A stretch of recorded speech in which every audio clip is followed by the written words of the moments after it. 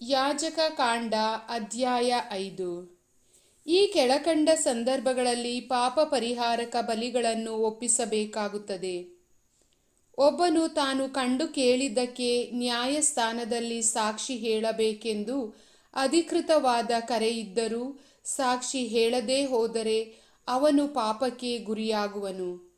ಒಬ್ಬನಿಗೆ ಅಶುದ್ಧವಾದ ಕಾಡು ಮೃಗ, ಪಶು, ಜಂತು ಇವುಗಳ ಹೆಣವಾಗಲಿ ಬೇರೆ ಯಾವ ಅಶುದ್ಧ ವಸ್ತುವಾಗಲಿ ತಗಲಿದರೆ ಅವನಿಗೆ ತಿಳಿಯದೇ ಹೋದರೂ ಅವನು ಅಶುದ್ಧನೂ ದೋಷಿಯೂ ಆಗುತ್ತಾನೆ. ಮನುಷ್ಯ ದೇಹದಿಂದುಂಟಾದ ಯಾವುದಾದರೂ ಒಂದು ಅಶುದ್ಧ ವಸ್ತು ತಗಲಿದ್ದು ಅವನಿಗೆ ತಿಳಿಯದೇ ಹೋದರೂ ತಿಳಿದು ಬಂದಾಗ ಅವನು ದೋಷಿಯಾಗುತ್ತಾನೆ. ಯಾರಾದರೂ ಆಲೋಚಿಸದೆ ಒಳಿತಿಗಾಗಲಿ ಕೇಡಿಗಾಗಲಿ ಏನಾದರೂ ಆಣೆ ಇಟ್ಟುಕೊಂಡರೆ ಅದು ಅವನಿಗೆ ತಿಳಿಯದೇ ಹೋದರೂ ತಿಳಿದು ಬಂದಾಗ ಅವನು ಇದರಿಂದಲೂ ದೋಷಿಯಾಗುತ್ತಾನೆ. ಈ ವಿಷಯಗಳಲ್ಲಿ ಯಾರಾದರೂ ದೋಷಿಯಾದಾಗ ತಾನು ಮಾಡಿದ ತಪ್ಪನ್ನು ಒಪ್ಪಿಕೊಳ್ಳಬೇಕು. ಇಂಥ ದೋಷದ ಪ್ರಾಯಶ್ಚಿತ್ತಕ್ಕಾಗಿ ಒಂದು ಹೆಣ್ಣು ಕುರಿಯನ್ನಾಗಲಿ ಒಂದು ಮೇಕೆಯನ್ನಾಗಲಿ ಸರ್ವೇಶ್ವರನಿಗೆ ಸಮರ್ಪಿಸಬೇಕು. ಯಾಜಕನು ಅವನಿಗೋಸ್ಕರ ದೋಷ ಪರಿಹಾರ ಮಾಡುವನು. ಆಡು ಕುರಿಯನ್ನು ಕೊಡಲು ಅವನಿಂದ ಆಗದಿದ್ದಲ್ಲಿ ದೋಷದ ಪ್ರಾಯಶ್ಚಿತ್ತಕ್ಕಾಗಿ 2 ಬೆಳವಕ್ಕಿಯನ್ನಾಗಲಿ 2 ಮರಿ ಪಾರಿವಾಳಗಳನ್ನಾಗಲಿ ತೆಗೆದುಕೊಂಡು ಬಂದು ದಹನ ಬಲಿಯಾಗಿ ಒಂದನ್ನು, ದೋಷ ಪರಿಹಾರಕ ಬಲಿಯಾಗಿ ಮತ್ತೊಂದನ್ನು ಸರ್ವೇಶ್ವರನಿಗೆ ಸಮರ್ಪಿಸಲಿ. ಅವನು ಅವುಗಳನ್ನು ಯಾಜಕನ ಬಳಿಗೆ ತಂದಾಗ ಯಾಜಕನು ಮೊದಲು ದೋಷ ಪರಿಹಾರಾರ್ಥಕ ಆದದ್ದನ್ನು ಸಮರ್ಪಿಸಬೇಕು. ಅವನು ಅದರ ಕುತ್ತಿಗೆ ಮುರಿಯಬೇಕು. ಅದರ ತಲೆಯನ್ನು ಪೂರ ತೆಗೆದು ಬಿಡಬಾರದು.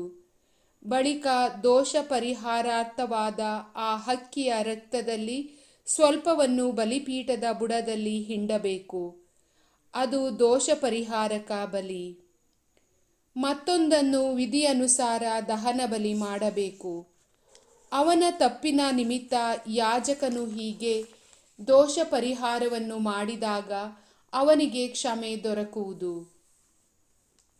2 ಬೆಳವಕ್ಕಿಯನ್ನಾಗಲಿ 2 ಮರಿ ಪಾರಿವಾಳಗಳನ್ನಾಗಲಿ ಕೊಡಲು ಅವನಿಂದ ಆಗದೇ ಹೋದಲ್ಲಿ ಅವನು ದೋಷ ಪರಿಹಾರಕ್ಕಾಗಿ 3 ಸೇರು ಗೋಧಿ ಹಿಟ್ಟನ್ನು ತರಬೇಕು. ಆ ಹೋಮ ದ್ರವ್ಯವು ದೋಷ ಪರಿಹಾರಾರ್ಥ ಆದ್ದರಿಂದ ಅದರ ಮೇಲೆ ಎಣ್ಣೆ ಹೊಯ್ಯಕೂಡದು, ಸಾಂಬ್ರಾಣಿಯನ್ನು ಇಡಕೂಡದು. ಅವನು ಯಾಜಕನ ಬಳಿಗೆ ಅದನ್ನು ತಂದ ನಂತರ ಅದು ದೇವಾರ್ಪಿತವೆಂದು ಸೂಚಿಸುವುದಕ್ಕಾಗಿ ಯಾಜಕನು ಅದರಲ್ಲಿ 1 ಹಿಡಿಯನ್ನು ತೆಗೆದುಕೊಂಡು ಸರ್ವೇಶ್ವರನಿಗೆ ಸಮರ್ಪಿಸಿದ ಹೋಮ ದ್ರವ್ಯಗಳ ಮೇಲೆ ಬಲಿಪೀಠದಲ್ಲಿ ಹೋಮ ಮಾಡಬೇಕು. ಅದು ದೋಷ ಪರಿಹಾರಕ ಬಲಿ. ಮೇಲೆ ಕಂಡ ವಿಷಯಗಳಲ್ಲಿ ಯಾವ ವಿಧವಾಗಿ ಅವನು ದೋಷಿಯಾದರೂ ಯಾಜಕನು ಅವನಿಗೋಸ್ಕರ ಹೀಗೆ ದೋಷ ಪರಿಹಾರವನ್ನು ಮಾಡಿದ ನಂತರ ಅವನಿಗೆ ಕ್ಷಮೆ ದೊರಕುವುದು. ನೈವೇದ್ಯ ದ್ರವ್ಯಗಳಲ್ಲಿ ಮಿಕ್ಕದ್ದು ಹೇಗೆ ಯಾಜಕನಿಗೆ ಸೇರತಕ್ಕದ್ದೋ ಹಾಗೆಯೇ ಇದರಲ್ಲಿಯೂ ಮಿಕ್ಕದ್ದು ಯಾಜಕನಿಗೆ ಸೇರತಕ್ಕದ್ದು. ಮೋಶೆಗೆ ಸರ್ವೇಶ್ವರ ಹೀಗೆಂದರು, ಯಾರಾದರೂ ಸರ್ವೇಶ್ವರನಿಗೆ ಸಲ್ಲಬೇಕಾದ ಪವಿತ್ರ ವಸ್ತುಗಳನ್ನು ಸಮರ್ಪಿಸುವುದರಲ್ಲಿ ಅಜಾಗ್ರತೆಯಿಂದ ದ್ರೋಹ ಮಾಡಿ ದೋಷಕ್ಕೆ ಒಳಗಾದರೆ ಅಂಥವರು ಆ ಅಪರಾಧಕ್ಕೆ ಪರಿಹಾರ ಮಾಡಬೇಕು. ದೇವರ ಸೇವೆಗೆ ನೇಮಕವಾದ ನಾಣ್ಯದ ಮೇರೆಗೆ 2 ಅಥವಾ ಹೆಚ್ಚು ನಾಣ್ಯ ಬೆಲೆ ಬಾಳುವುದೆಂದು ತೋರುವ ಕಳಂಕರಹಿತವಾದ 1 ಟಗರನ್ನು ಆಡು ಕುರಿಗಳ ಹಿಂಡಿನಿಂದ ತೆಗೆದುಕೊಂಡು ಬಂದು ಸರ್ವೇಶ್ವರನಿಗೆ ಸಮರ್ಪಿಸಬೇಕು. ತಾವು ಅನ್ಯಾಯವಾಗಿ ಇಟ್ಟುಕೊಂಡಿರುವ ದೇವ ವಸ್ತುಗಳನ್ನು ಮಾತ್ರವಲ್ಲದೆ 5ನೇ 1 ಭಾಗವನ್ನು ಹೆಚ್ಚಾಗಿ ಯಾಜಕನಿಗೆ ತಂದು ಕೊಡಬೇಕು. ಅವನು ಪರಿಹಾರಾರ್ಥವಾಗಿ ತಂದ ಟಗರಿನಿಂದ ಯಾಜಕನು ಅವರಿಗೋಸ್ಕರ ದೋಷ ಪರಿಹಾರ ಮಾಡಿದಾಗ ಅವರಿಗೆ ಕ್ಷಮೆ ದೊರಕುವುದು.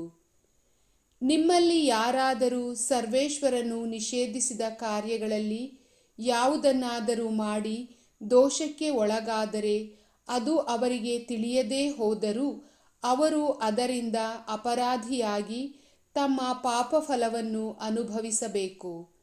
ಅಂಥವರು ಪರಿಹಾರಕ್ಕಾಗಿ ಹಿಂಡಿನಿಂದ ಕಳಂಕರಹಿತವಾದ ಟಗರೊಂದನ್ನು ಅಥವಾ ಅದಕ್ಕೆ ಸರಿಸಮಾನವಾದುದನ್ನು ಯಾಜಕನ ಬಳಿಗೆ ತೆಗೆದುಕೊಂಡು ಬರಬೇಕು. ಅವರು ತಿಳಿಯದೆ ಮಾಡಿದ ತಪ್ಪನ್ನು ಪರಿಹರಿಸುವುದಕ್ಕಾಗಿ ಯಾಜಕನು ಅವರಿಗೋಸ್ಕರ ದೋಷ ಪರಿಹಾರ ಮಾಡಬೇಕು. ಆಗ ಅವರಿಗೆ ಕ್ಷಮೆ ದೊರಕುವುದು. ಅವರು ಅಪರಾಧಿಗಳಾದ್ದರಿಂದ ಸರ್ವೇಶ್ವರನ ಸನ್ನಿಧಿಯಲ್ಲಿ ಈ ಪರಿಹಾರ ಬಲಿಯನ್ನು ಅರ್ಪಿಸಬೇಕು. ಪ್ರಭುವಿನ ವಾಕ್ಯ.